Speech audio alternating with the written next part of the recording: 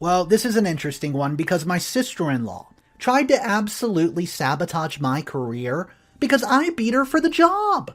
Hi, my name's Josh. I'm 40 and male. I'm engaged to a beautiful and loving woman who's 32. Her whole family is so sweet, and I get where she got all her charm from. They all love me except for my fiance's younger sister. I don't really know what her issue with me is, but I know that she totally despises me. Let me not make it about her because this is my story. My family is one of the wealthier families in our town, and they do whatever they feel like doing, whether it's wrong or right, and their biggest fear and weakness is their reputation. They never want to hear our family name in vain ever, or being portrayed in a messed up way. My father always wanted me to take over the family business when I'm older, but I told him I have bigger dreams, and I didn't want to be tied to the family chain or just running the firm and die doing it.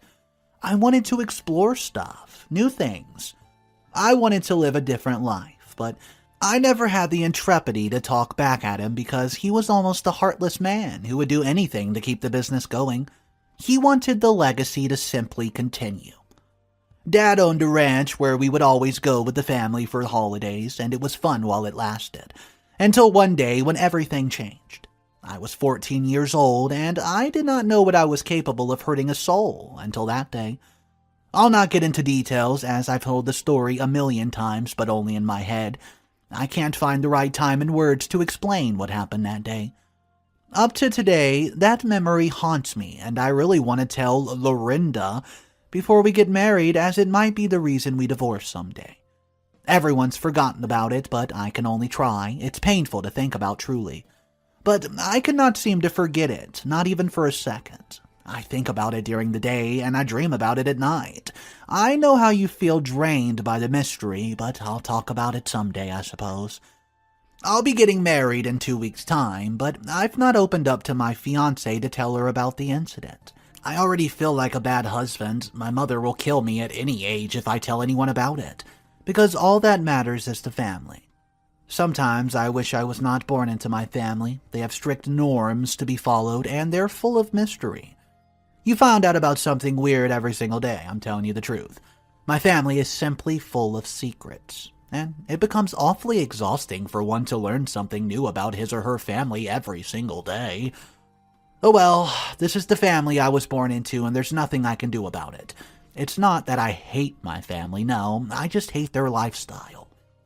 After the incident, we had a long-lasting fight that went on for almost 2 years, and that's when I went to my own ways and be excluded out of the family wealth. Even though it was painful to leave at first, I was glad I was finally out of the bondage of my family and their stupid norms. And the only person I really missed was my mother. I thought of her every day, and I tried to sneak into the house just to see how she was doing. I was on my own. When I went to varsity, it was hard because my father had thrown me away and he refused to pay my tuition fees. But one day, I went to take part in a regional commercial quiz competition, and on that same day, I got a sponsor. I was so thankful. He did not only offer to pay my fees, but he offered accommodation and a paid internship.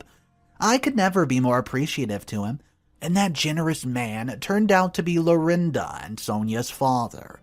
It was like a father to me, too, and then I met his oldest daughter. Immediately, he was like a father-in-law to me, LOL. Lorinda took my breath away. She's not only the walking definition of true beauty, but is also therapeutic just looking at her. Because she helped me get better, and when it came to me thinking about what I've done, some people listen to music for therapy. All I did was look into her beautiful face, and I'll soon be getting married to her. I just wish I could get the strength to tell her about it. It's going to be very hard, but I have to tell her if I really want to keep her by my side. My biggest fear is that she might not want to do anything with me after I tell her. Thinking about it, I'll have to keep it from her if it means keeping her by my side.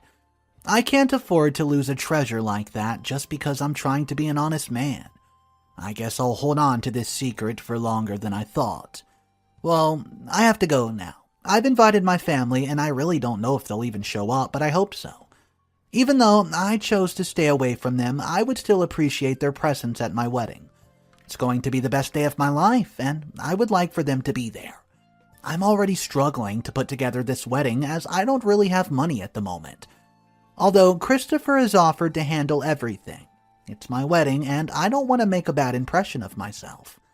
She would even start thinking that I only accepted to live with them for their money. I have respect for Christopher and I appreciate every little thing that he's done for me, but I want to do this for myself.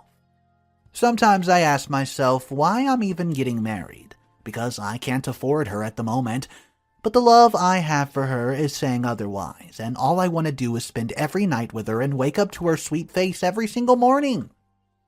Also, to convince her father that I'm serious about us, I have to put a ring on her finger. Well, I'll update you guys about how my wedding goes. Ciao! What's up everybody, Mr. Reddito here. So this story is a very unique timeline. Update number 1 did not come out for an entire year and a half. As you can imagine, quite a lot's happened in OP's life. Let's see exactly what's going down. Update number 1. I would not say my life has been entirely bad, but I've been through a lot lately. Well, firstly, my family decided to not show up for my wedding, and I must admit that it's not the nicest feeling at all. I can't believe that my father and mother missed my wedding as if it was just some sort of small occasion like a birthday party. It was my wedding, for goodness sakes. At least now I know where I stand in my family's lives, and I'll never step foot in that house again. After my wedding, I snuck away from the party and went home to ask them why they did not take part of my wedding. Just because you invited us does not mean that we're going to just show up like puppets. Our time's too valuable to waste on your shenanigans. I want you to leave my house now. You made your decision years ago, and I never want to see you in our house again. You become dead to me the day you left. I wasn't shocked by what he said, but I was furious with him for missing my wedding because of a misunderstanding that we had when I was a child. He was being unreasonable and childish. At least, if he did not want to attend my wedding, he should have allowed Mom and other family members to attend. All my siblings did not show up as well, and everyone at the wedding looked at me with pity as none of my family members came. How would anyone feel if they went through some situation like this? Anyways, I left their home and vowed to never step foot in that house. Since my siblings have also decided to follow Dad's footsteps and to cutting all ties with me, I'll not be bothered if I miss their important occasions as well. They've made me an outsider, and they clearly showed it to me when I went to ask them why they had not attended my wedding. I'm not going to feel pity for myself because they neglected me completely. I'll live my life without regret of ever leaving home. I've told my wife about what happened years ago, and she's not talked to me in months. When we go out, she pretends as if everything's okay. Then we come home and she goes straight to bed being mad. I don't blame her though. It was shocking for her to learn that her ideal husband's a criminal. 2 months ago, she came to me and said she wanted a divorce. I was shattered to hear that from her, and we just got married a year ago and she already wants to get divorced. That is exactly why I wanted to keep it from her. I do regret telling her now, as much as I regret doing what I did years ago. I tend to mess up everything that I come into contact with. I really don't know what to do. I love Lorinda, and I would never want to lose her. She's been my reason to live without going insane. I'm still haunted by regret and guilt, and if she leaves me, I will go crazy. What do you guys think I should do at this point? I obviously can't run back into my father's arms to cry to him, and even if I could, I wouldn't, because I know that he's capable of having Lorinda killed to protect the family secret. I don't know what's so special about them that they think they can just do anything they want and get away with it. Well, I've made my choice that I would never go back to my family, and nothing's going to make me change my mind about it. I know that my dad will feel victorious if I run back to him and ask him to help, and I'll not let that happen. Anyways, I've been trying to get a job for the longest time now. I love being my own man, and so I decided to leave father-in-law's company to find a job where I am not highly favored. This will help me a lot as I'll grow and learn a bit. I went for an interview last week and I received a call yesterday to inform me that, in fact, I got hired. I'm so excited for my new job, I can finally give the world to my darling wife. I just can't wait for my first paycheck to get here. I'll spend it all on her every dime. I was unable to give her the best wedding, but I'll make it up to her now. now that I found a good-paying job. She's still not talked to me, but I know that she'll definitely talk to me when I give her the good news. I can't wait to see the look on her face. I miss seeing her pretty smile. And the fact that we sleep in separate rooms now, it just hurts me. I feel like she really is serious about this divorce. What would I do without her by my side? I honestly don't know how I would live without her by me. I feel like my job's mostly the only good thing about what's happened in the past 1.5 years. I wasn't really in a good place. I just needed to work hard this month so I can spoil her. She needs to know how much I love her, and what will happen was just an accident. I really wouldn't do what I did if I was in my right consciousness. I don't know how I'm going to do it, but I have to find a way before she decides to make it formal and leave me for good. I don't want to sound like a desperate man, but I long for her love every day. Even the biggest and most dangerous beast deserves to be loved, right? So, can't I just get loved for who I am? I did one wrong thing in my life, and now I have to pay for it dearly. I've already been punished for it in jail, then my family decides to forget about me, and now my wife is not talking to me and she's seriously considering divorce. Sometimes I feel like I'm cursed. I just hope that she does not divorce me and work out this issue and get back to our beautiful love. Well, I'll update you guys soon. Update number 2, 6 months later. Hey guys, it's been 6 months since my last post, and I must say that I'm on the verge of exploding. I have my sister-in-law on my neck, and on the other hand, there's an anonymous person threatening me. Let's start with Sonia. It turns out she also studied the same course I did, and I had no idea that we were competing against each other for this auditing job. I'm grateful that I got it, which also just shows that I'm way better than her. I don't even get why she does not want to join her father's company. Christopher's the nicest man I know, so I don't get what issues she has with her father.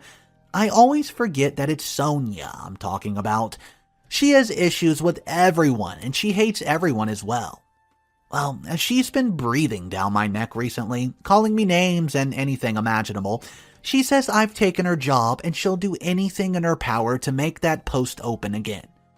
I wasn't bothered by her threats, but it gets worse every day, and I'm starting to believe that it's actually true. She's tried to cut the brakes of my car, and I was almost in a horrible accident.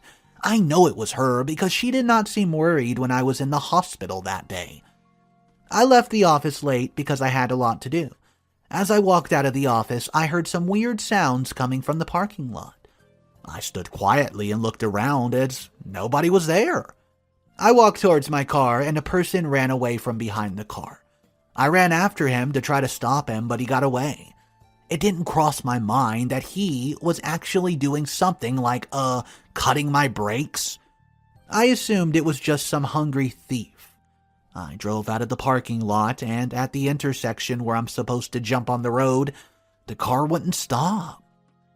I could not believe that my life would just end in a blink of an eye like this. I had no choice but to let everything happen. I was freaking out and had no idea what to do. The driver who was passing by saw that something was wrong, and he shouted at me, "Let go of the acceleration pedal." Immediately, I let go, and the car moved slower and slower until it crossed the whole street and hit the pavement. I wasn't hurt, although I hit my head on the steering wheel pretty hard. People gathered around my vehicle as I struggled to pull myself out of it. An ambulance came by and took me to the hospital for a normal checkup. Lorinda showed up at the hospital immediately after she heard about my accident. I knew that even if she didn't want to talk about me, she still loves me as much as I love her. She ran into my arms and started shedding tears, and that was the day everything changed between us. She was mad at me, but the thought of her losing me was way more painful, I guess. I couldn't thank Sonia enough for it, because if it wasn't for her, I would still be leaving home without a kiss goodbye from my loved one. The investigations are still ongoing about who attempted to kill me. It looks like Sonia was very smart and made sure to cover all the tracks well, but I know the truth will come out no matter what. Earlier, I mentioned the anonymous person threatening me. Well, this guy has been using me as his job, and I don't know how/he found out about my juvenile case, but he's using it against me. I don't get how the whole universe is mad at me for getting a good job. He threatened to expose my family and I for stealing my case and dropping all investigations. For the past 3 months, I've been transferring a portion of 35% of my monthly salary. I don't know what to do. I can't involve the police, as the public will find out that my dad, well, he'll kill me then. I know I said I don't give a darn about what my family thinks about me, but if this goes public, my father will literally kill me. And possibly my wife as well. So I'm trying to deal with all this alone. I was supposed to have learned a lesson from my wife not talking to me for over a year, but I can't afford to endanger her life. I'll deal with this on my own, and I've been trying to figure out what person it is, but it's harder than I thought. I regret ever saying that I would never run back to Dad for help. I feel like I'm running out of options.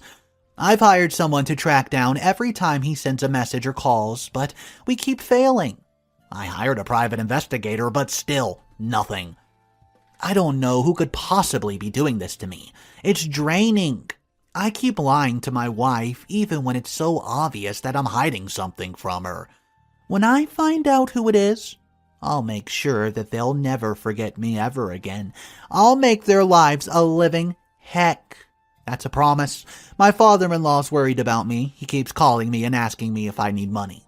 I've become my own man now, and I cannot accept anything that he's trying to give me. Now that I don't want it, or that I'm drawing away from him, I just want to be self-reliable and just do my own thing without feeling like I owe something to somebody. And I just hope that he'll soon understand and stop insisting on helping me out financially. I'll update you guys soon about this anonymous person. Update number 3. A year later. I finally found out who was behind the anonymous threats. It's always been Sonia. That piece of crap, who does she think she is? One day she came into my office to ruin my day. We got into an argument as usual, and she said something that got to me, wondering what she meant. She said this: I really don't care if you have this job, because you get to work for both of us. I kept overthinking and trying to understand what she meant by that. I later realized what she meant. She said I worked for the both of us, which could only mean that I get paid for the both of us. I couldn't control my anger when I realized exactly what she meant. I went to confront her, and she had the nerves to laugh in my face and admit it with no shame at all. So I punched her in the face a couple times before I came back to my senses. She was laying on the ground in a pool of blood. I started freaking out, and I called Lorinda. I could not continue lying to her anymore, as the truth was going to come out anyways. Lorinda came fast, and she was shocked to see her sister in a pool of her own blood. She looked at me with confusion and rage and asked, "Did you do this to my sister?" I nodded with shame and fear, and she later asked me why I've done it. I explained to her as tears rolled down my cheeks. After the explanation, she stood next to me and said this: "Stop acting weak, honey. You only did what you had to do. She went too far with her stupid games. Not everything is about her. I know she's my sister, but she deserved what came to her." And then Lorinda hugged me. I felt so lost that I could not stand myself. I cannot explain exactly what I was feeling because it was a mixture of bad emotions. As I speak, I've made another enemy because of beating Sonia. As much as I regret beating her, I'm also glad that I did it, to put her in her place. Christopher now despises me for going rogue on his daughter, but she pushed me too far.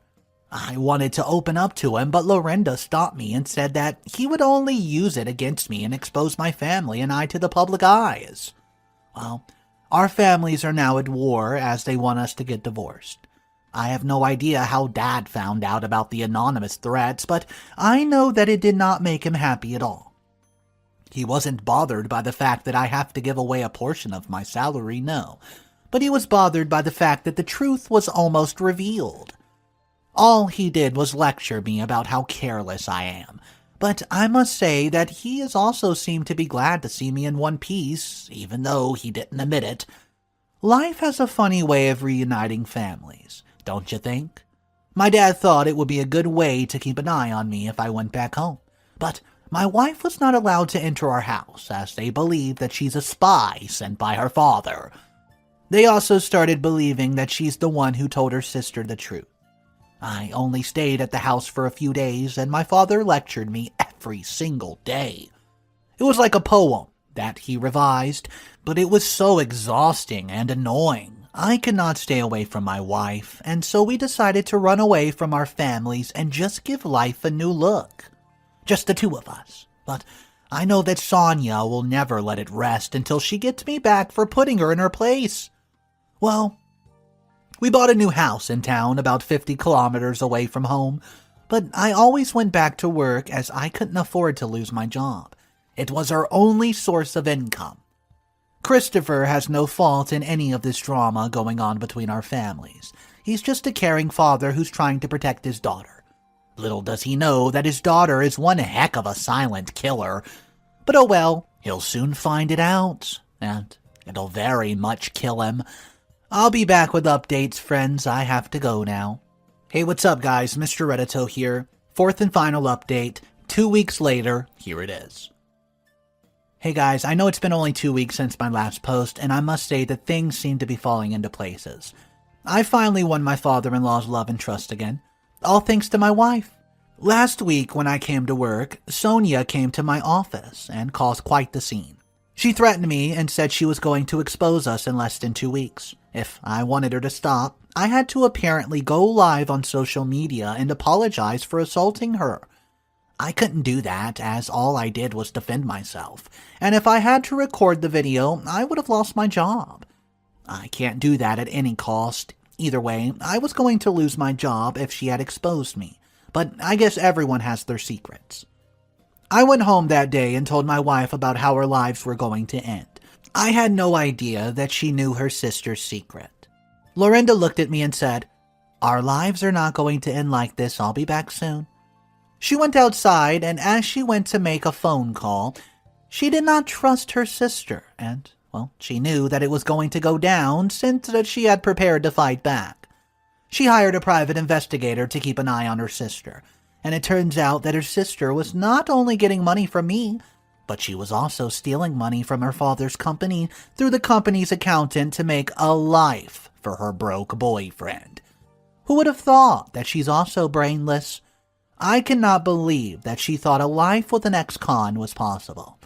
She used the accountant and made him do all her dirty work, and that explained why she never wanted to be a part of her father's company, because it would be very suspicious. Anyways, Lorinda made a call to her father and told him everything her sister had done. She later sent the investigator to send proof. Y'all should have seen Sonia's face. Her father was disappointed that he did not hesitate to get his daughter arrested. He wanted to teach her a valuable lesson, and he thought that prison is the only place to correct her. After all, prison's a correctional facility. LOL. Maybe it's time I told you what happened a few years ago, right? Here it is. My older brother Victor was a sports coach at my school. He was coaching the girls' football, and one of my childhood friends, Maddie, did not know what extracurricular activity to join, because she was all alone as my whole group of friends included me. We had all something to do after school, so I told her to try out football. She followed my advice, and she was getting good at it, and she was liking it as well. My brothers and I would always compete, and he wanted to show me that he's the bigger man, so he decided to hit on Maddie. He told her all the nice things that a young innocent teenager wanted to hear, and as stupid as she was, she believed him. Every single word. He later got her pregnant and told her to stay away from him. He even kicked her off the team. Maddie was devastated, and she did not know what to do. She couldn't even open up to us about it, although we could clearly see that something was wrong with her. I decided to host a party at my father's ranch. All my friends came, and we were having a blast. We all decided to go for a boat ride. We were all high on drugs and alcohol, as my father had paid the cops to never take me in if I host a party with alcohol. I was given permission to do whatever I wanted. Maddie was acting weird. Little did I know that she was planning on recording a video to upload it online about how my brother forcefully slept with her. She was telling the truth, except for the part where she said it was by force. I caught her doing it and we started fighting over the phone. She struggled and was heated and she fell off the boat. I had no idea that she couldn't swim or of the friends saw her and screamed. We all laughed thinking she was just pulling our legs until we noticed that she was actually not pretending. So we all screamed and went to pull her out of the water just to see. She was already gone. All I was doing was saving my brother's butt, but I have to pay for doing it. He's the one who took advantage of a minor, and I had to clean up his dirty mess. He could not let Dad know because he knew that Dad was going to be oh so disappointed. In the end, it was not worth it because the truth came out in a much more dramatic way. I took the blame, all alone. I didn't even tell Dad that Victor was the cause of what happened. I took every single ounce of blame, and it's haunted me for years. I was taken to prison for a year, and I became a free man, and that's when I decided to never step foot in my father's house again. I had to take all the blame of a grown man who only wanted to make his father proud. Well, that's when Sonia found a way to threaten me because she found my juvenile record and police office. She then manipulated him into helping her with the threats. They even shared the money from my salary, pieces of crap. At least justice is now served, and Sonia's exactly where she belongs. I think that's about it on my life. Quick question, though. Am I the a-hole for always hiding things from everybody? So this story was just full of disasters left and right. I would say I felt sorry for OP in some parts of this story, but let's be real, he wasn't the best of a human. He was hitting a girl, beat her up, left her bloody on the floor. I mean, that's just not right. Let me know your thoughts though, guys. My official vote for this story is everyone sucks here, and everyone's the a-hole. I do want to know your thoughts about it though. We could break it down into more details, but this story was so much to cover. Let's talk about it in the comment section, guys. So get this. My fiance's father. My fiance is named Nick, and well, his father is saying that we are not meant to be. I'm not good enough for him. Well, guess what? Nick then goes on to break my little heart, and listens to his father and breaks up with me. Guys, I wish you could have seen the look on his face once his father realized exactly who my father was, and man, he looks so stupid. I would need to start my story right from the beginning so you could understand how lucky I feel. I'm the last daughter and child of my parents. I have two elder sisters who are already married. My mother's a nurse while my father's a retired fireman. He retired pretty early due to injuries sustained at work, and when you say someone's committed to his job, you would basically be talking about my father. Rather than several medals which my father deserved from the New Haven community citizens, he had lots of scars on his body. He was a greatly loved man by everybody. Well, as a result of who my father was, we regularly enjoyed favors as a family and as individuals. It was really nice to be associated with my father as his daughter, who would not welcome the idea of having a father who was seen as a community hero. I mean, come on. Remember I said my dad retired early, right? This was because of an incident that occurred some 15 years ago. I remember vividly because it occurred on the day of my 9th birthday celebration. We were all at home and in the evening expecting my father's return from work, as we did not want to start the party without him. But rather than having him back, we got a call from one of his colleagues that asked my mother to rush down to the hospital. So my mom left the trio of my sister and me at home as she rushed out of the house. As kids who were known to be curious, we wanted to know where she was heading to and why my birthday was suddenly not so important anymore. But my mother simply told my eldest sister to look after us and that she would be back soon.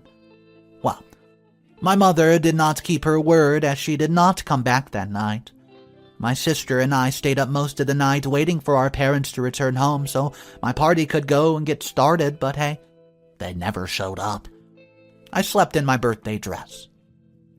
We were still wondering where our parents were the next morning when my mother's sister who lived in the neighborhood came to check up on us.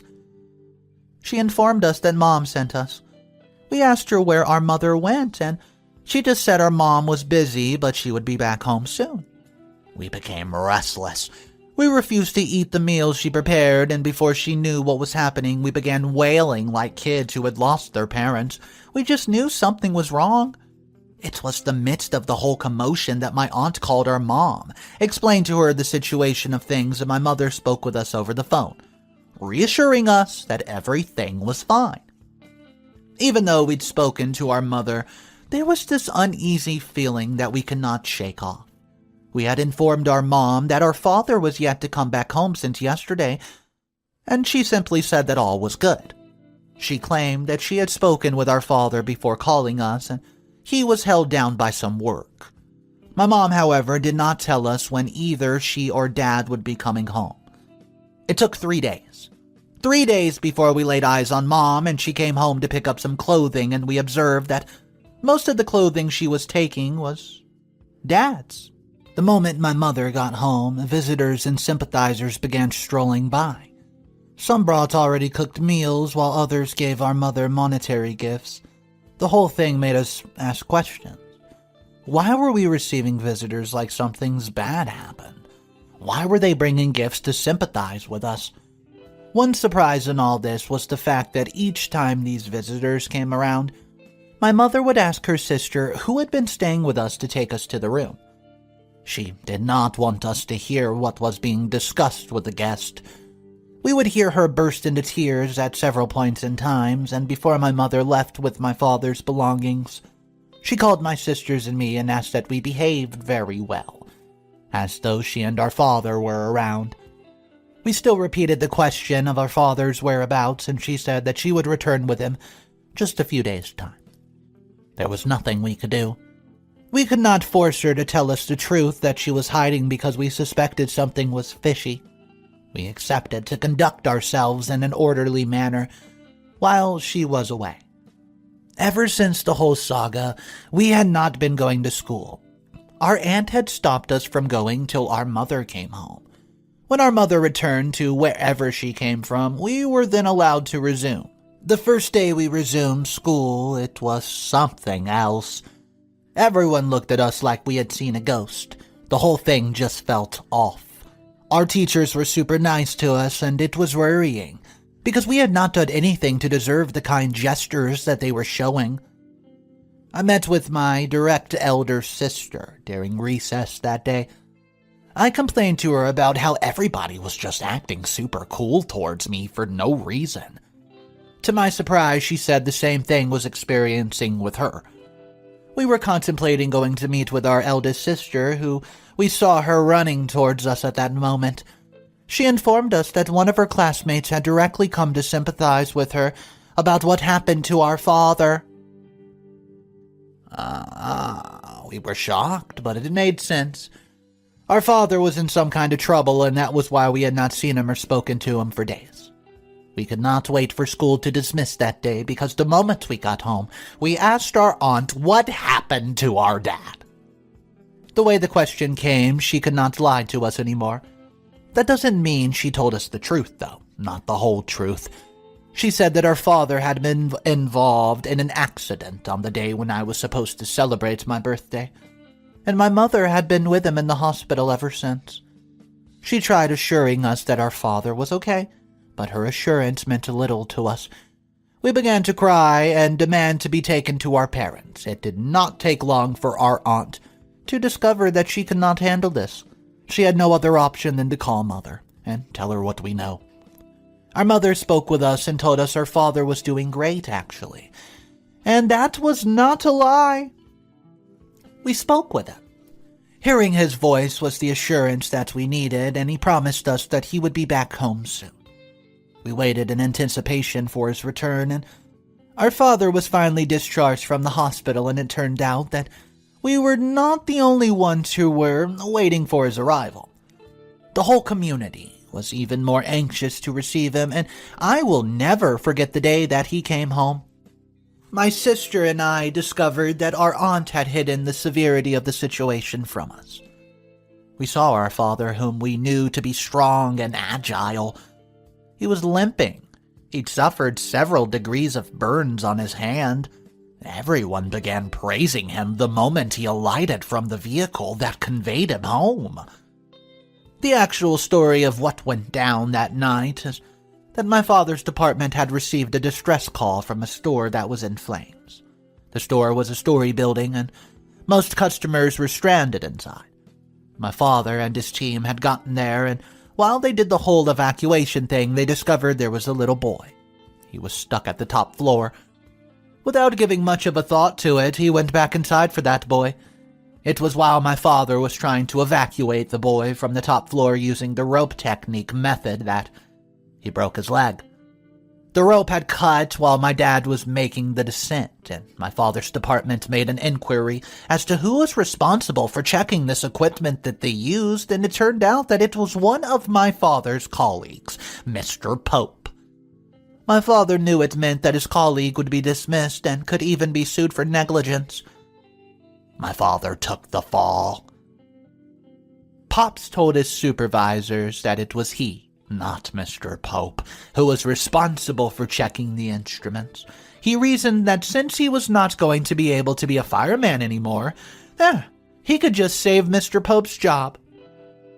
The father of the boy who my father saved, by the way, he paid for every bit of my father's expenses, but my dad could no longer work as what he wanted, his dream of fireman, so he got into a retirement pretty early. This did not mean we suffered. I mean, we were not super rich, but I can't remember a time since after the fire accident when we had to borrow or be hungry. This is 15 years now, and my father, through a single heroic deed, has been influential in the community, and you must not understand my reason for starting my story from where I did, but just hang on. It will all make sense very soon. I rounded up my college education 2 years ago, and I've been teaching in one of the elementary schools in our community. The pay was not much, but I felt satisfied doing it. My parents' modest lifestyle robbed me, and my sister are both married, as most of my friends are, and they would often ask me when I would be walking down the aisle.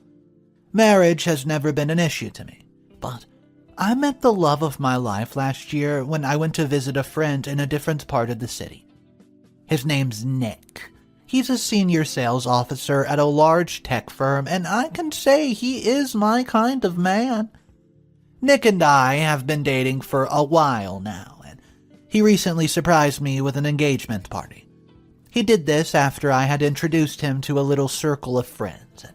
The party was extravagant, and I would not have supported it if it was my opinion was sought beforehand. As expected, I said yes when he got on a knee and asked me to be his wife. It was after that I had said yes to his proposal that it dawned on me that I had not done much digging about his family background.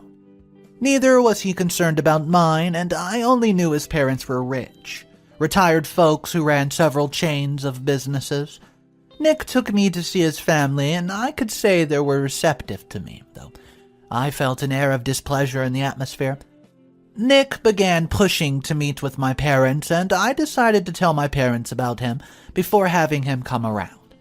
Something interesting happened the moment I sat with my parent, and as soon as I mentioned Nick's surname, my father began giving an avid description of his father. Well, I was shocked. It was very clear that was someone my father must have known in the past. I was not prepared for what my father said next. He noted that Nick was the son of Mr. Pope, who was somewhat or wholly responsible for the life injury he was carrying. It turned out Mr. Pope quit the fire service work the moment his older brother passed. His parent handed over the family business to him, and he spent years building the empire and is currently thinking of running for political office. Hearing that my fiancé's father was indebted to my dad in a sense gave me confidence that he would be more friendly to me when he found out who my father was. I decided I would not tell my fiancé about it, though. Nick finally met my parents, and they warmly welcomed him. My dad kept the saga that had occurred between him and Nick's father. Nick would be touched by my father's physical condition. Little did he know that it was his dad that was the cause of this. Nick would be turning 25 in 2 weeks, and I'm organizing a party. I plan on having our both parents present, as the whole thing would be absolutely epic. I'd be getting to visit Nick's parents to seek their opinion about how I can make the party something Nick would never forget. What's up, everybody? Mr. Reddito here. I hope you're having a great day. There's a few updates to hop into, so we're going to jump into update number 1, and things are probably not going to go as you thought, because this update has a twist. If you guys are new to the channel, go ahead and click that subscribe button for daily videos, and here's your update. I finally get why I had felt an air of uneasiness when I met with my in-laws for the first time. I'd been trying to see how I could organize a party for my fiancé who's their son, and I went to seek their opinion on the kind of things he would appreciate. I got to the house and my father-in-law-to-be was around with his wife. I began trying to establish a conversation between them, and though they gave me their opinions of things which I could feature in the party, I could tell their minds were set on other things. Nick's parents suggested that I did things that would require quite some money. Yeah, I forgot to mention that I was throwing the party with my own money, and the fact that I was an elementary teacher meant I did not have that much to spend. Besides, a life of moderation is something I had come to embrace, so I found it difficult trying to incorporate their suggestions. I just wanted the party to be something small. Something that would involve the two families alone and maybe some important friends in Nick's life, but Nick's parents suggested I accommodated a huge number. And well, after listening to their suggestion, I decided I would give it some thought, and I thanked my in-laws for their warm welcome, and was about to take my leave when they demanded I stayed back, as there was something else they needed to discuss. At first, I was glad my in-laws wanted to bond some more, but I soon discovered it was the direct opposite. Nick's father began by appreciating the fact that I was a nice person with a wonderful personality. Though he was singing my praise, it meant little to me because I am no kid. I knew that praise singing is usually what you do before you give somebody a piece of disappointing news, so I braced up. After he was done exalting me, he went on to say that he did not think I was the person most suited for their son. I tried to understand what he meant by me not being suited for his son. I knew I had done nothing wrong. I mean, they would have said so if I did, and not wasted time beating about the bush.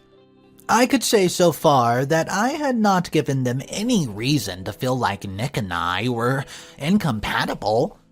I calmly asked them to explain deeper, but Nick's father just said that they were not okay with the whole thing going on between me and Nick. He demanded I put an end to it. I was hurt by the demand which was being thrown at me. I asked them what Nick's opinion was on the matter, and they said his opinion would not differ from theirs in any sort of way. I could not just meet their demand of breaking up with their son without hearing it directly from his face, so I simply said that I needed to speak with Nick first. Even if he was in support of the whole breakup thing, he needed to look me in the eye and say it right to my face, Nick. Would you believe it if I said that Mr. Pope offered me money? Money to leave my son. Well, that is just what he did. He asked me to name a price, and I initially felt he was just pulling my leg, to maybe test my loyalty or something. But it turned out that he was dead serious. He brought out a signed check and asked me to write a figure.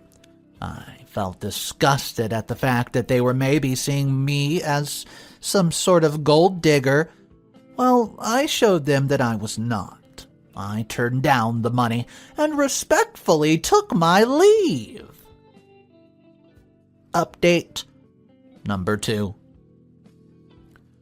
I've finally broken up with Nick. Well, technically speaking, he broke up with me, I guess. After I left his parents' house that day, I did something serious thinking about what I should do. I did not believe Nick was in support of our breakup because I was sure he loved me to the moon and back. I decided I would speak with him, and if he was willing to hold on to what we shared, then I would not let go. Besides, I was optimistic at the fact that if his parents were to meet with mine, then they would bond very well, and the whole, quote, "You're not the one best suited for our son," nonsense would just be tossed aside. I called Nick and we met up at a coffee shop. From the look of things, I suspected he was ignorant about the whole ordeal. I mean, he was still enthusiastic and positive about the whole marriage thing. I just explained to him that what had transpired between his parents and me, and he was distraught. I pleaded with him, though, to not go creating problems. I gave the excuse that they were probably looking out for their son, something which most parents would do, and Nick assured me that nothing would separate us, and he said all we needed to do was hold on to each other till his parents see that they could not influence us. My confidence level rose after my discussion with Nick. I went on to plan the party, and I equally involved my parents. The day finally came, and it was a nice atmosphere. My prediction about Nick's parents bonding with mine was absolutely spot on. The moment Mr. Pope set eyes on my father, they locked themselves up in a strong embrace. I was glad, though taken aback, as Mr. Pope did not come across to me as someone emotional. He was surprised to see my father in his house, as if it had been years since they had seen or heard from each other. He was more surprised to learn that the man who saved his butt years ago was in fact my father. In the midst of all that was going on, I discovered that Nick was nowhere to be seen. I went looking for him, as I wanted him to see for himself how our parents were catching up with each other, and I found him seated in his room, lost in thought. I did not want to say a word. I just attempted to pull him to his feet so that he could come to see himself, but he stopped me. He claimed that there was something he needed us to discuss. I did not think anything else could be more important than what I wanted to show him at the moment, but I decided to first listen to him, as his demeanor was really sad. Nick began to say that he was in love with me and that we had to say what was not going to be easy. I could tell that his parents had gotten to him. He went on to say, well, we had to break up. He just said it like it was nothing, and I just stood there looking at the guy who had told me a few days back that we needed to hold on to each other. Nick went on to say that his father, who recently delved into politics and was particular about who Nick ended up marrying, gave him a dirty slap, and I walked out of the house. I did not create a scene, though. Update number 3. I stayed at my friend's place for a while, and I had left the party, and I just don't know how the party ended. I switched off my phone as I knew my parents would be trying to reach me. I didn't want any disturbance from anyone. I was already bad enough that I had news about my breakup traveling like wildfire. After spending a few days at my friend's place, I decided to go back home. I knew I could not hide the breakup from my parents forever, and my parents were shocked and happy to see me at the same time. It was like they'd received their dead daughter back from the dead. They were asking me lots of questions that I was simply just not ready to answer. They went ahead to tell me that my ex-fiancé Nick had been looking for me. I did not take the whole thing seriously. I explained to them that Nick and I were done with our relationship, and there's no hope of marriage happening between us. My parents disagreed. They told me Nick had explained to them what happened and he was willing to patch things up, and I got angry hearing that Nick wanted to patch things up with me. I was still in the process of dealing with the pain and resentment which I felt when Nick showed up at our house 3 days later. My parents had informed him that I was around, and they'd been trying to convince him to pick up his phone call and make up with him. Nick began apologizing while at the same time claiming his father had gotten a change of heart after he learned she was the daughter of the man who saved his life, well, a long time ago. I still listened to his apology when he noted his father, who, had led him to the breakup with him, was now mounting pressure on him to make up with me, as it was equally helping his image since my father was a well-respected and influential person in the community. Well, I just did not know what to make of the whole thing. Did Nick want to get back to me because he loved me, or because his father was now mounting pressure for him to do so?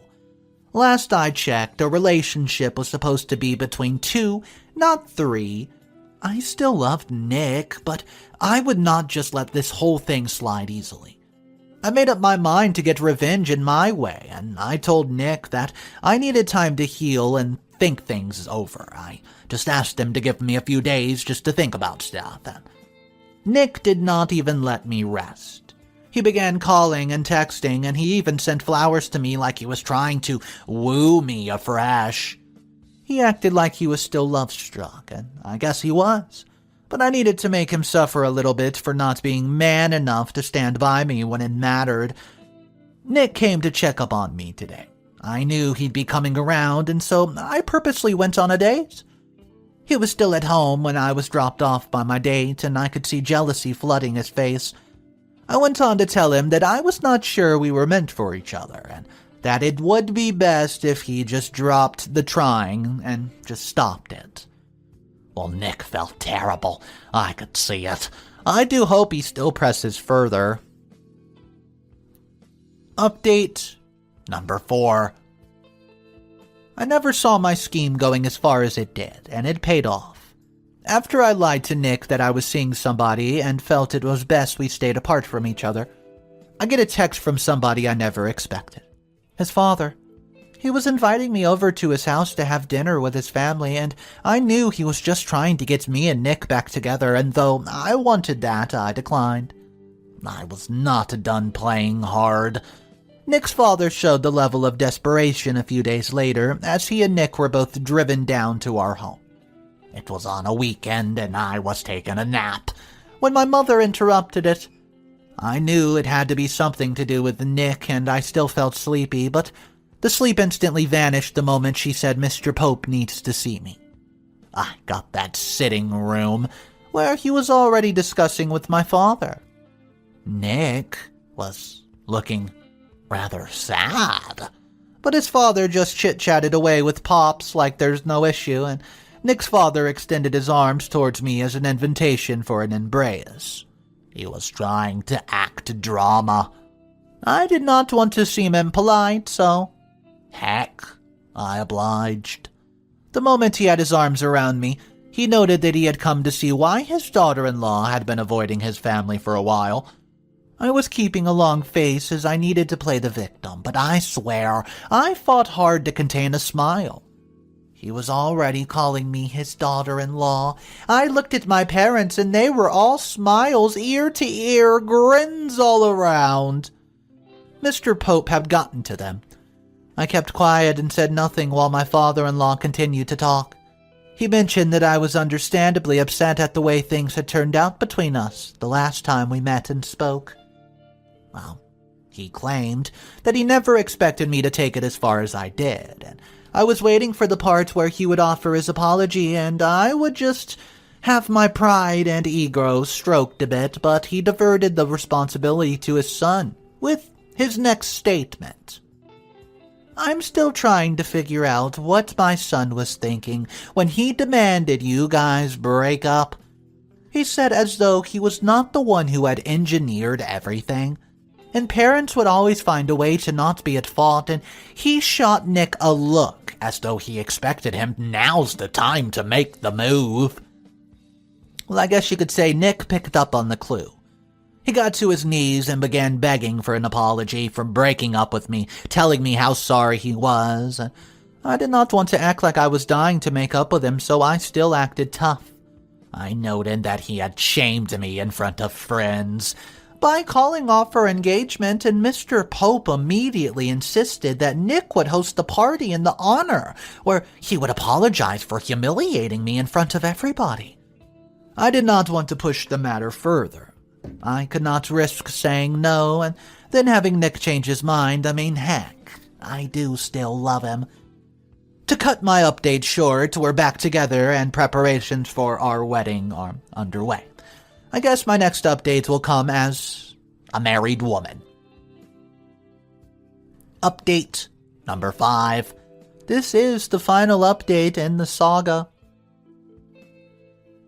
Just like I noted during my last update, I'm now a married woman. Everything happened so fast. My father-in-law, Mr. Pope, made it so as he did not want to risk any chance of having me change my mind. I did not get the party which I was promised, though. I stopped him from organizing it. I did not think it was necessary. I was satisfied with the fact that the marriage was going on after everything that happened. The day of my wedding was all glitz and glamour, courtesy of my father-in-law. It was extravagant. He did his best to ensure that I had little to do with the wedding planning. It was a wedding fit for a queen, and he covered every bit of the cost. The wedding witnessed different dignitaries from all over, from top politicians down to the community folk, who had always been supportive of my dad. The event was covered by a local, popular TV station. The major reason for this update, though, is not to bore you with the fact that I had the wedding of the, century. Far from that. I'm to the point of the fact that the parents would always find a way to blame their kids for their mistakes. My father-in-law is the prime example. The wedding ceremony was over, and the reception immediately took place. I'd stopped the pre-wedding party, which was supposed to be held to appease me, but that did not stop Mr. Pope from going ahead to do what he did. He called the attention of everybody there, somewhere along the lines, and began to give a speech. About he and my dad, how we went back over 15 years. He painted the picture of two best friends who would stick their neck out for each other, and I looked at my father's face to see his reaction to his in-laws' exaggeration, and he just smiled. He obviously would not stand up to, deny his in-laws' claims. The climax of the whole thing was when my father-in-law went ahead to sing my praise. He called me a jewel, and noted that he was shocked when his son informed him that he had broken up with me, and he claimed he had to walk over and knock some sort of sense into old Nick, just to make him realize that my type was rare to find. I was amused at the fact that he reaped the blame on Nick, but it made me happy that he sang my praise. He gave a toast to me for accepting his son, and the whole place erupted in applause, and I'm happily married now, and my father-in-law's gotten his public image boosted. Thank you for listening to my, drama. Alright guys, so I'll just let you know, the comment section of this one was bonkers.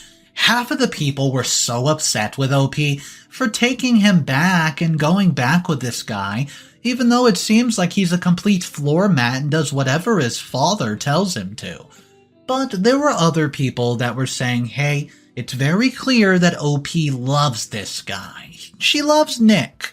So it doesn't really hurt that they got back together, since Nick and OP were not the ones who initially messed up the relationship, it was the father. So let me know, if you were in this weird situation that's not very common, what do you do? I'm 16 years old and male. I have a 4-month-old daughter, and my ex-girlfriend and me, we're not seeing eye to eye. She wants to leave, go away to college, and leave me with our kid. And I decided to tell my dad about it, and he had this to say. My parents divorced when I was 10, but lived primarily with my mom.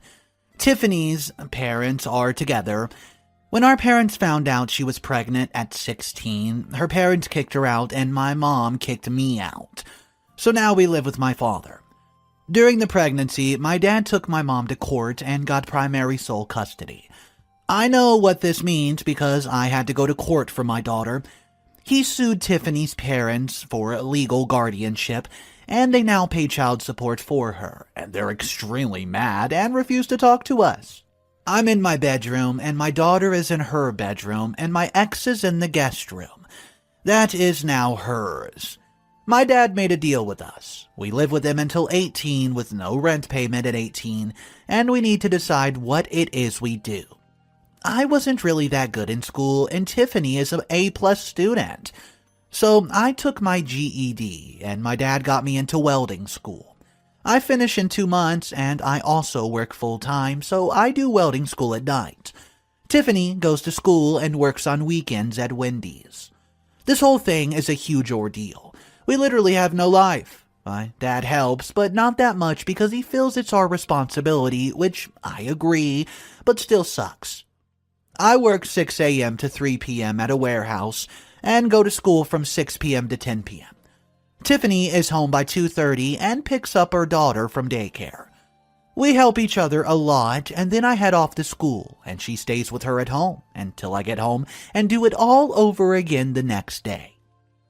When our daughter was born, my dad made us go to court, and we have 50-50. I don't pay child support because she lives with us. Because I work full-time, I can get health care for my daughter and myself, and that sucks that it costs me $300 a month. And, well, daycare is like $400 a week. So, literally, Tiffany just works so we can pay for daycare, and I pay for everything else. When we're short for cash, my dad will help because he always sees that we're trying. My dad, well, I could say he's been our rock.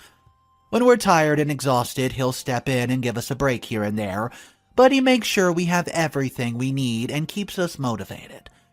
Tiffany wants to apply to college soon, and I'm worried because I don't want to keep living with her. And I don't think I can keep our daughter full-time as a welder working 12-hour shifts. But she says she'll start at community college and work, but wants to stay with us living together since it's easier. Since I'll be working and it will be best for us to stay with my dad. But my dad said at 18 we have to pay rent. She doesn't mind, but I don't want to keep living with her because we aren't even together. I'm unsure how to tell her this.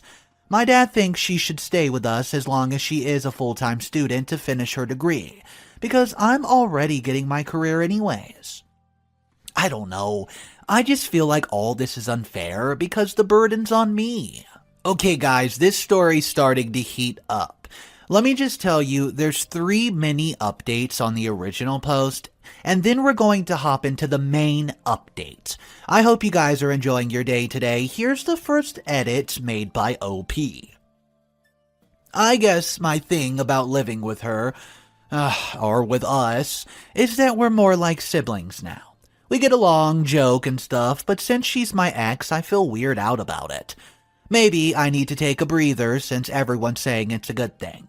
Also, I needed to hear it from other people and not just my dad. And he's pretty solid, and I should thank him maybe, I don't know, take him to dinner or something. Edit number 2.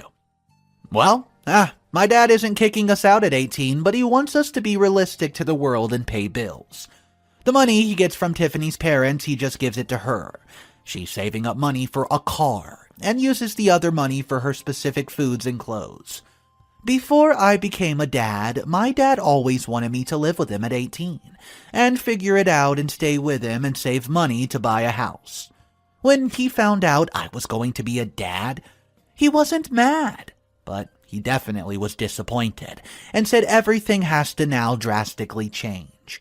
He's also paying for my welding school of $20,000, and he did buy me my first car, but I do have to pay my own insurance, you know. He does help, though, as long as he sees we're trying and not being straight up lazy.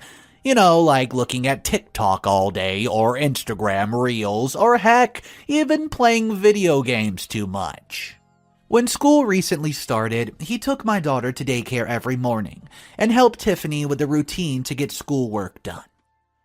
Here's the final edit before the main update. Well guys, I have to get to class now. Tiffany wants to be a nurse or a PA, but the college told her nursing school's hard to get into, and it's best to have a high school diploma, which is why she's still in high school and working at the weekends. But someone mentioned a dual thing for community college that we're going to look into. Thank you for that comment. So, we could not get daycare assistance because we're minors, and they just use my dad's salary.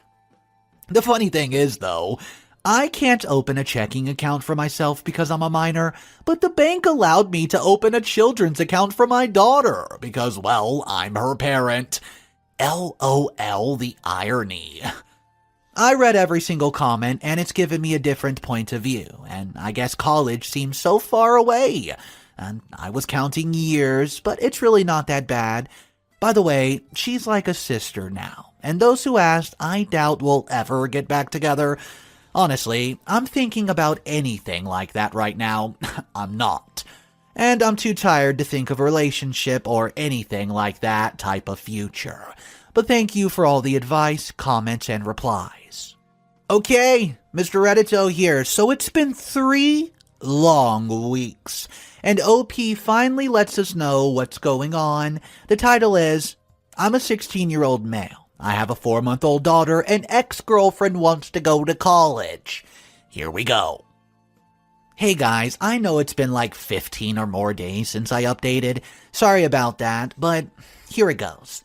Tiffany and my dad went to the school and were able to get her enrolled in college courses because of her grades being so fantastic. She won't graduate high school too fast, but she'll have enough to finish high school hours by next December, so I guess you could say 6 months early. She reapplied for assistance and we got a voucher for daycare, so now it's $50 a week. She quit her job so she can focus on school, but she doesn't start school until spring, so that's cool, it gives her some time. She still wants to be a nurse, so that's cool too. I got a new job that pays more as a forklift operator, and it'll give me an internship for welding, which I won't be able to start until December, until I finish my classes, and then I have to do a 2-month internship. But hey, guys, they're paying me really good. I started Monday and I love the guys there. My dad and I had a long talk about my fears, and he just reassured me a couple things. That it's okay to be scared, but we have a game plan. He's fixing up the basement to make 2 bedrooms and a living room, like a little apartment, because he said Tiff and I will need space as we grow. He wants me to buy the house when I'm 18, like he did with his parents, and he will help me pay it as long as Tiff gets to stay until she finishes college and lets her make her own choice after that. We all agreed this is probably the best option, and we're really much happier now. I guess I just needed to let it all out. Tiff and I are great while being parents is hard, but it's been good now that we feel a bit more secure. My mom and Tiff's parents still haven't spoken to us because we aren't married. It's been forever now, which does make me sad, but it's okay. We still have Dad. Tiff's grandparents bought her a car and said that's all they can do for her and to never contact again. Yeah, they're waiting for us to get married. The car needs some work, but I'm going to pay for it to get fixed up. It needs brakes, suspension, just some regular maintenance. Well, my dad finally told me what all happened, and I did not know, but it made my eyes open to the roof. My dad met my mom in high school too, and they were together and got caught kissing by the teacher. Since my mom's family are Baptist, they forced my dad to marry her. I didn't know in Missouri parents can marry away their children at 15, which is why my dad has been so protective.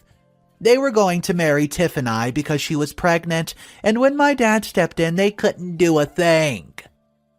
My mom and Tiff's dad went and got a license for us and were going to get married in a church with us. I guess I wouldn't have minded marrying Tiffany, but I would rather do it later. But yeah, that's why they aren't talking to us. My dad did say that it happened, he would help us get it annulled, but we have no intentions of speaking to them right now, so they have no way in our life.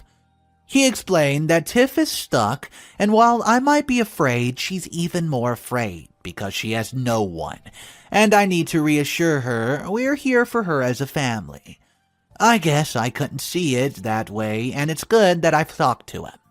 I'm hugged by my dad, and I've been hugging him every day now, and it's nice. It's just made us so much closer. All of this information made me pretty sad and grateful at the same time, and it helped Tiff and I really start talking more. Like, we talked, but we didn't talk, and I didn't know she was scared. And we're now doing days for us to be kids, as my dad says. So we both hang out with our friends who still talk to us at least once a week. And Tiff and I, well, we do a lot of stuff now on the weekends, since she doesn't work as much. Like taking Jelly to the park and going for walks. We even did a pumpkin patch. Jelly seems to be happier too, and Tiffany doesn't seem as tired anymore, and I can see just the brightness in her eyes. Anyways, I just am so sorry for rambling about my life. Thanks everyone for all your help, tips, and encouragement. I doubt I'll update again. and just lurk for parenting advice. Okay guys, so that was kind of a wild story. Let's go ahead and read one of these comments that gives a perspective about the father and how much he actually did for them. Well, let me just say how much I think the dad is just absolutely great. Can't think of a better role model for how to parent. And just saying, he has matured quickly at a young age. By will or by circumstance doesn't matter. But the dad coming from a similar situation and treating Tiff with such respect, like she's his own child too, is just making his son consider how she feels without belittling that it's difficult for the son to do. What a rationale, healthy system they've developed for what could have been a single mistake that limited both the teenage parents' and daughter's opportunities in life. It's nice to see good non-drama and cheating gossipy stories for once. So guys, let me know your thoughts on this story. What would you have done? And how big of an impact did the father actually provide? Give me all the deets. Drop it in the comment section down below. You guys know what to do. And let's turn our attention to the final story of the day. OP's parents kidnapped her, held her hostage at their own home after a major car accident. So, this is my first post ever. This might be a little long, but there's a lot of backstory, so sorry. I got divorced mid last year, 2020. I started dating my current boyfriend, who's an absolute sweetheart. We both have a medical background working as paramedics. When we first started talking, he exaggerated when he had been working at the ambulance company. Yes, it was kind of a lie, but what he said was he was still working there as a full-timer, when he was really on a volunteer status from some type. Kinda stupid, but not the end of the world, at least I don't think so. In January, my boyfriend had to go to the ER for some pretty nasty bleeding ulcers and was subsequently admitted.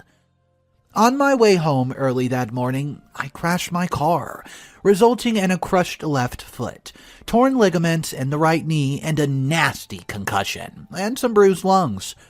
Somehow, my parents found out that he had exaggerated his employment with the ambulance company, and I think they may have blamed him for my car accident.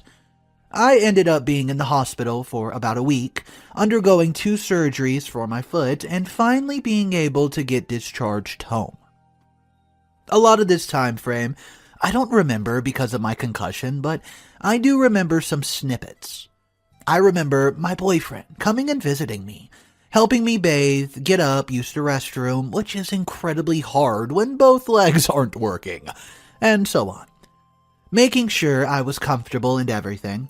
My mom would come and visit me a couple days during this time period and started telling me that my boyfriend was lying to me about a lot of random stupid stuff, and started planting these lies in my head when she knew I was compromised mentally. My boyfriend and his 2 kids had been living with me and my daughter up until this point, and I initially wanted to come home to all of them for my healing process, which is still going on to 5 months later.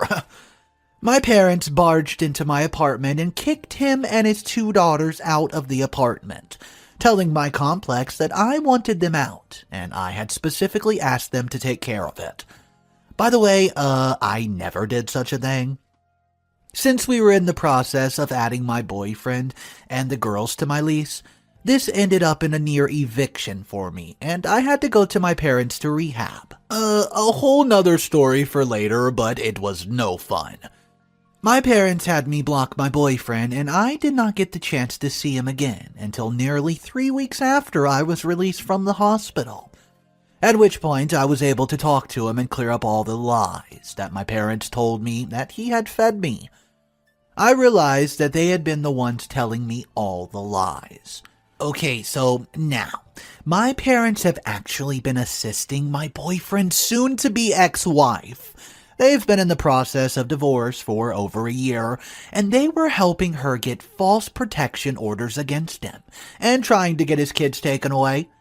At first, I was wavering on who I stood behind, but my parents started coming to my apartment stalking me and my boyfriend, making threats against his life. and overall making it to the point where I don't feel safe in my own home because I just don't know when they're going to show up and demand me to hand over my daughter, threatening to go to my ex-husband and try to get my custody taken away, and so much more.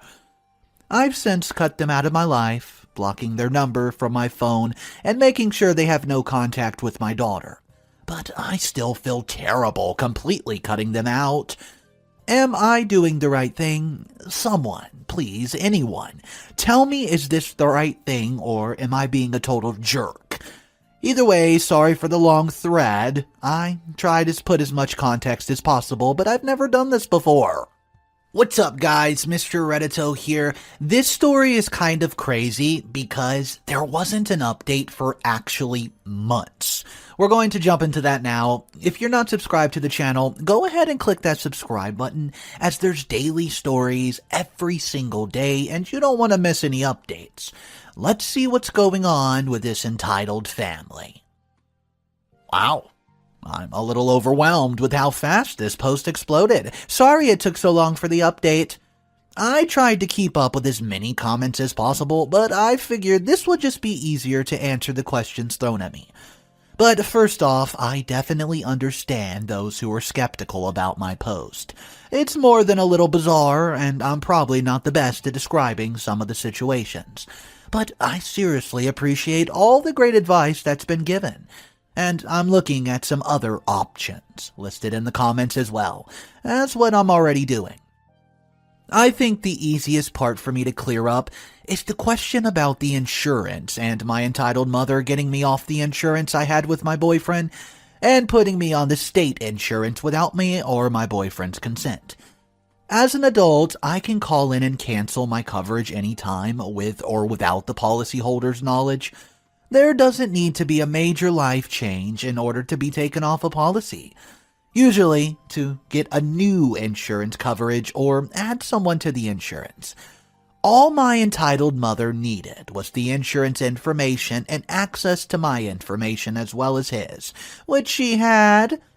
She already had all my personal information, including my social security number and my insurance info. This is how she signed me up for insurance coverage through the state as well. As some of you speculated, I'm sure it had something to do with the financial control she could exert over me, as well as trying to totally get my boyfriend out of my life for good. But honestly, I'll probably never get the real answer to that. The reason why I did not get the hospital bill immediately is a pretty easy explanation. First off, my car insurance coverage included medical bill payments as well, up to a certain amount of money. At first, going through the billing process, the hospital, orthopedics, anesthesiologist, blah blah blah, had to send their bills through my car insurance first, and then through my health insurance. I'm not 100% sure how that all works exactly, but I do know it was a mess, and it took multiple tries to even explain to all the doctors what was already paid out, who got the money, and the next insurance to bill. As well as it took weeks for them and myself to realize that while I was in the hospital, the insurance I went in with got canceled mid-hospital stay. So, bills got sent out to the insurance I had at my boyfriend's, which was followed by confusion from the hospital, insurance companies, and of course myself, trying to figure out when it got cut off. My entitled mother did tell me eventually what she's done with my insurance and how she changed it, but by that point, it was too late. I was already scrambling to try to rectify the situation and get as much covered from the hospital stay as possible. Even doing that, I still owe them nearly $50,000 in medical bills. For those who had questions about how I'd gotten on his insurance in the first place when he started the job, well, he had the insurance from which he had qualified as domestic partners because of how long we've been living together and how long the relationships lasted. For everyone wondering if we went to the police or filed charges or anything along those lines, it's a very long story, but yes, we are. I have a very good lawyer who actually represents myself and my boyfriend.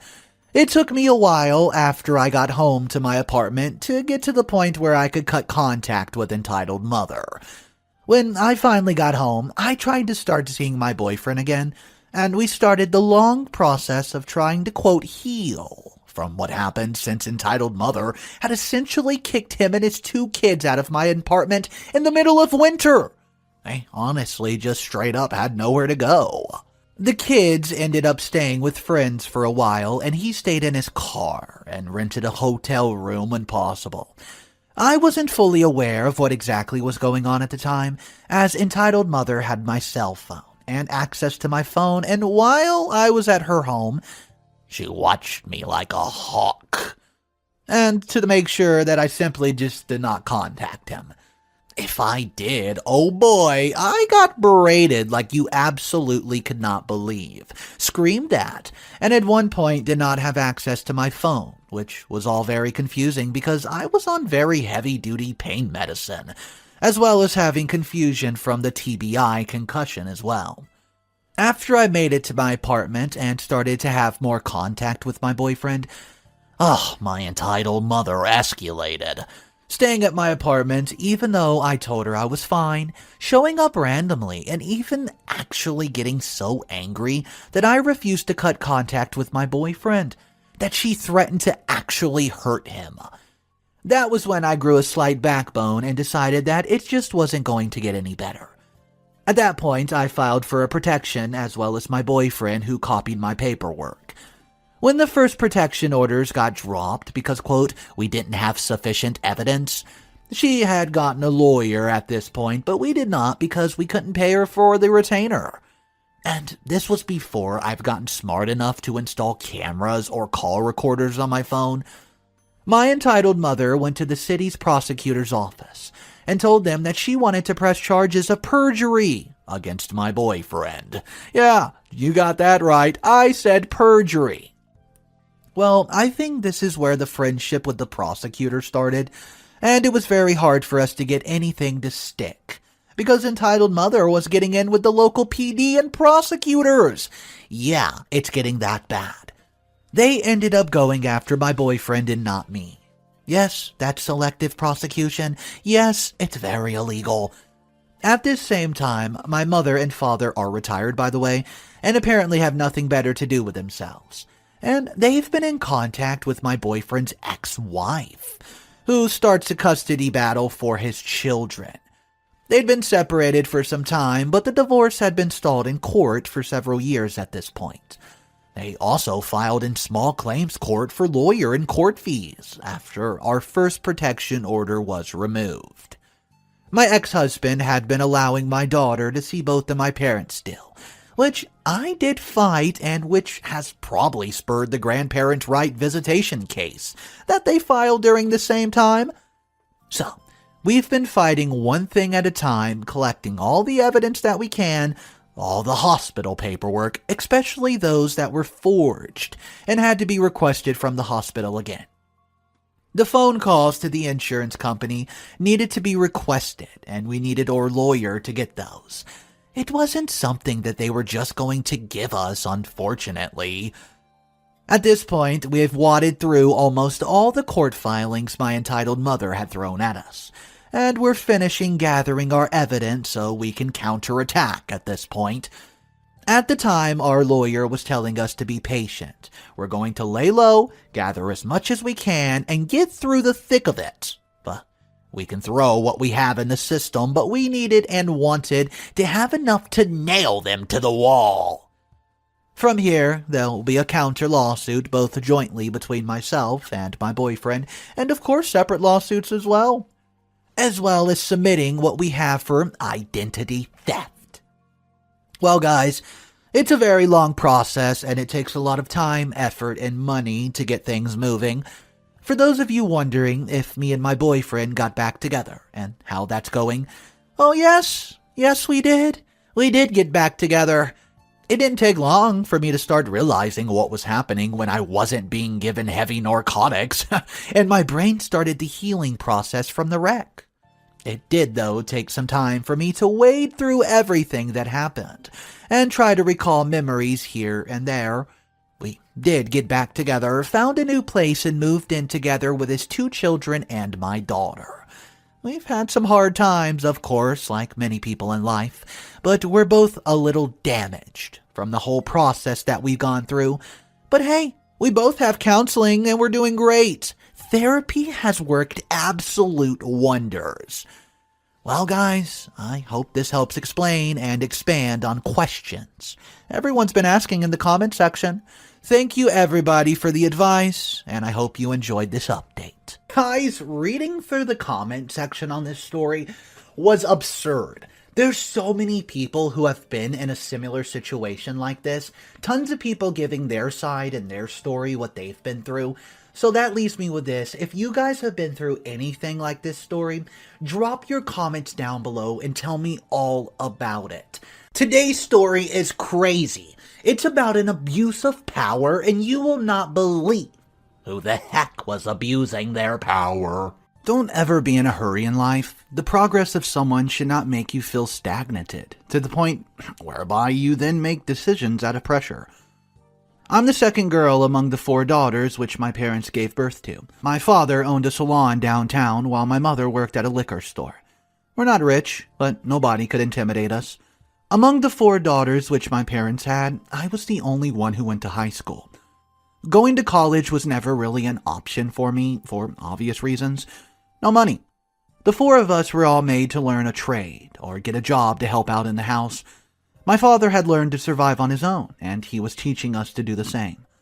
My sisters began getting married at some point, and though I've never really seemed disturbed, it became a thing of concern when even my younger sisters both got married, and I was left in my father's house. To make matters worse, I was not even in a serious relationship. Neither was there someone who was interested in me at the time. The few people who had dealings with me in the past left a while after they slept with me. There was no real reason as to why I was yet to be in a committed relationship. It wasn't my fault in any way, it was just the way it was. I guessed that when the time was right, I would find my own man, get married. That was just the wishful thinking because the time never got right for me. I just kept living in my parents' house while my sister was comfortably staying with their husbands. My parents never made me uncomfortable, but I felt uneasy. I began seeing myself as a form of disappointment and all. The pain would grow worse when either of my sisters visit us with their husbands or children. I would act like I was overjoyed to have them around, but I cried my eyes out when they left. It's not like they rubbed it in my face or anything. No, my sisters aren't like that. In fact, they've previously tried their best to set me up with some guys, in the hope that I could result in something really good. But it never did. I was what people would call wife material. It's a term that meant that a lady was the complete package, which a guy would ever need in a wife. It meant that she could cook, take care of her man, her home, bring some things to the table, and still respect her husband regardless. Yeah, I was a wife material without a husband. I soon became desperate, and my desperation turned against me. I was anxiously waiting for the first man to propose. I'd not require anything of what I needed him to look or have. My only requirement was that he should just be a man. Yeah, I was that desperate. The first man who picked interest in getting married to me was Pete, a policeman. Even though he tried severely hard to sleep with me before marriage, sex is off the table. I was not willing to go the same route that would see me ending up single after a while. I made up my mind to keep sex pending till after marriage, celibacy. I did my best, though, to try keeping his interest in me alive. I would visit him twice a week, cook for him, and do his laundry. I spent part of the little money which I earned working 2 jobs on him. Each time we discussed, I would try directing our conversations towards marriage. But he acted like he didn't pick up with my clue. After a while, I became frustrated and had to outrightly ask him what his plans for me were, because I was not going to spend my life acting like his wife when he was yet to make me one. That's when he decided to come see my parents and declare his intention to get married. My parents were not in support of me getting married to Pete. They said he was a cop, and cops were criminals in this part of the country where we stayed. They even told my other sister, who shared the same notion. I understood that they meant the most of the cops in our town were corrupt, but I felt that it was wrong to generalize every cop as corrupt. I was desperate, and in my desperation, I ignored all their advice. I just needed to get married and get out of my parents' house. If only I knew what the best days to remain single rather than getting married to this wrong person. Well, Pete and I got married, and that's when the problem began. It was true that I'd become a married lady who lived in her husband's house, but I was far from living my best life. Desperation had cleared out my eyes, and from the first week of our marriage, I realized that I've made a serious mistake. But rather than opt out, I decided to manage things because it's just too early. I was trying to avoid the fact that my people may have been right when they said that every cop, including Pete, would make a terrible husband. Everything was just bad in the home. Pete was not a good lover, not a good husband. He did not have the faintest idea of how a husband should treat a wife. He simply didn't care. He kept late nights, would often sleep outside because of his, quote, job, and I knew his job was just a facade to continue sleeping around. I never confronted him, though. I focused on being good and a submissive wife, as my mother was to my father. But it was really difficult turning a blind eye to something that glared at you, especially when every other person saw and pointed it out. I gave birth to our son within the first year of our marriage, and I resumed work when I was strong enough. The birth of our son did not bring some sense into my husband. As a matter of fact, he grew worse. He became a policeman both at work and at home. He monitored my every step and would become jealous when he found a guy talking to me. I guess that was him being afraid that I was trying to do to him what he's been doing to me all along. It was not long, and soon he began accusing me of sleeping with the whole neighborhood. I was taken aback by his accusations because I've been faithful in our marriage from the very first day. It's just hypocritical for him to accuse me of cheating when news of his escapades with women were flying around town faster than the newspaper. And, well, he refused being discreet about it. I denied the accusations and then made mine. I told him things which he never expected to hear. They were not insults. No, they were simply the truth that I harshly expressed. He reacted as though he was in a war front. That was the first time that he hit me. Yeah, he hit me. All because I told him the truth. What a silly excuse he was for a man. I'm pretty sure that if it were some robbers wanting to engage in a gunfight with him, he would have shamelessly hid it away.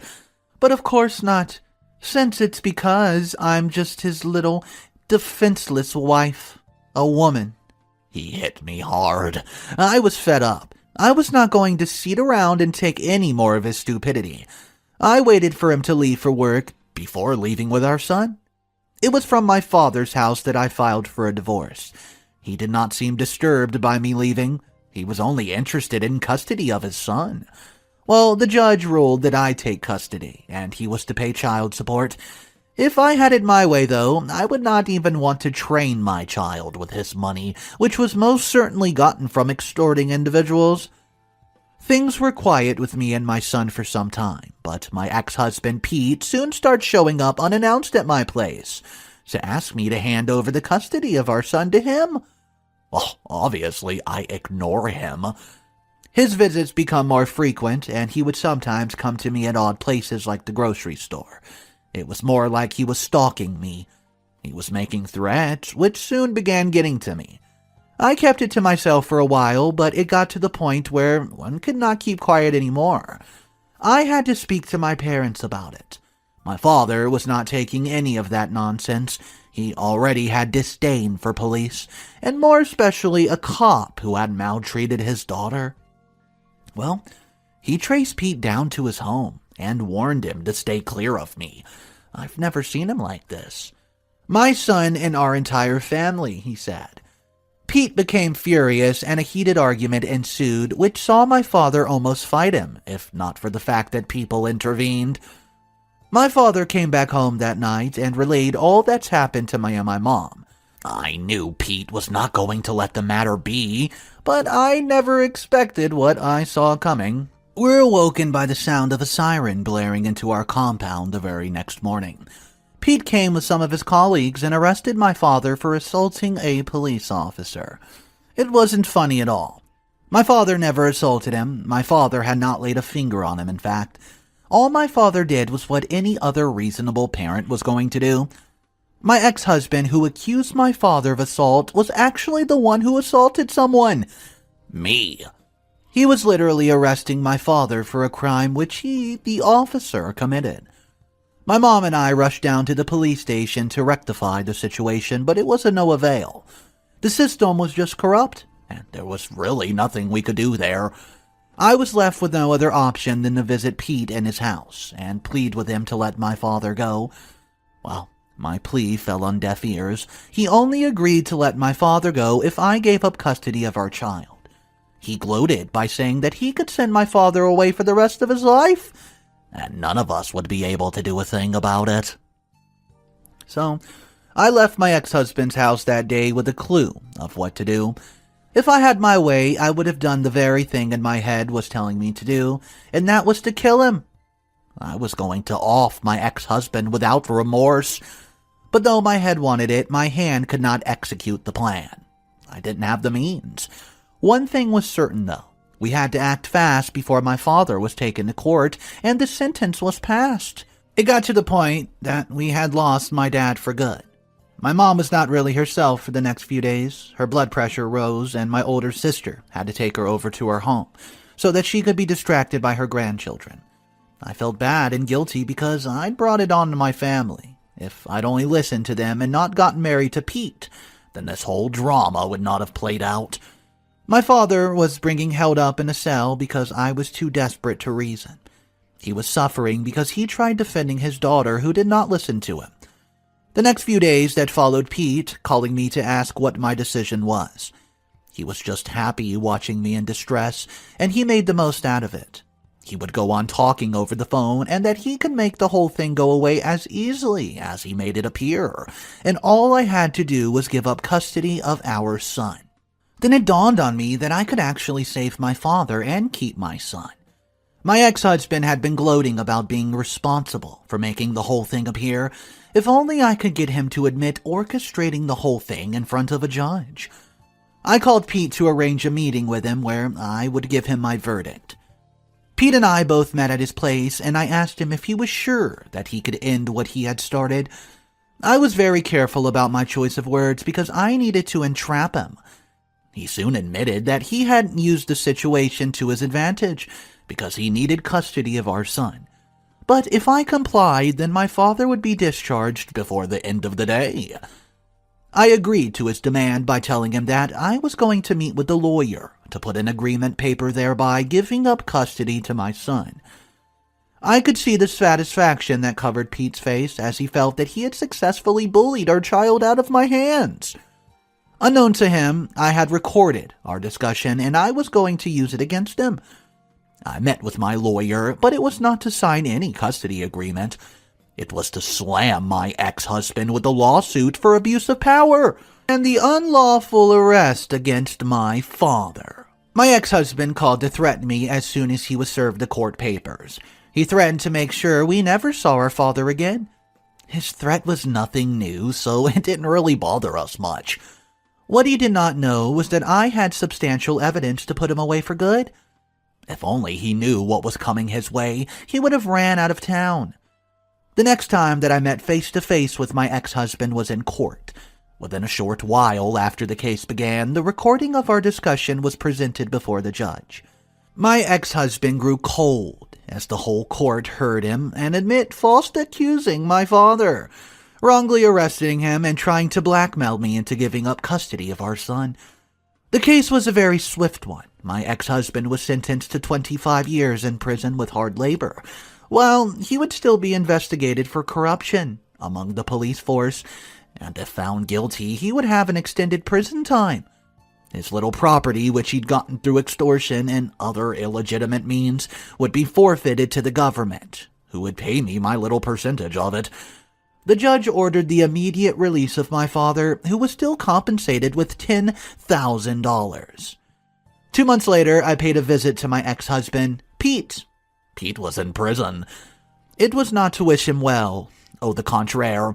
I wanted to let him know that I was going to make sure the child we shared took on my name, and he would never be a part of his life. I was surprised at how he transformed within 2 minutes of being in prison. He was battered and broken by some prison inmates whom had sent there. That served him right. He was getting all what he deserved, and upon investigation, some other corrupt officers that worked closely with my ex-husband were uncovered, and they were equally taken off the force. I got paid 5% of the loot, which my ex-husband gotten, even though it mattered little to me. I went on to get a job and managed a hotel. Well, it's been 2 years ever since, and even though my life has not been the best, it has been peaceful at least. I'm not in a hurry to get married, even though I'm currently seeing someone. A divorcee with a son, too. I've come to realize that no matter what anyone has, or the position that they might be in, never let it be a yardstick to measure your own success story. I had let the pressure coming from the fact that my sisters had all gotten married push me into a wrong marriage, and I paid the ultimate cost. I only hope my kids will be able to learn from all my mistakes. So this story was absolutely devastating. I noticed that this story did not take place in America. It said in the comments it was in a Latin American country. I only have one thought about that. How many places in the world does something like this happen so often, where a cop's basically able to bribe people or use his power? I know it happens all over the world, but let me know if you guys know of any exact scenarios, because to be honest, I was starting to think this story was fake, but the more comments I was reading, this kind of thing happens all the time, apparently. So guys, let me know your thoughts about this. Do you think justice was served and the police officer got the karma that he must needed? Drop your comments down below, and let's take a second to announce that I have started my new Instagram channel. If you aren't following it yet, I do have daily reels, Instagram green screens, and all sorts of behind-the-scenes stuff. You can find that directly below in the description section, along with my other 2 YouTube accounts. Check those out, guys. Have a wonderful day, and Mr. Reddito will catch you on the next one.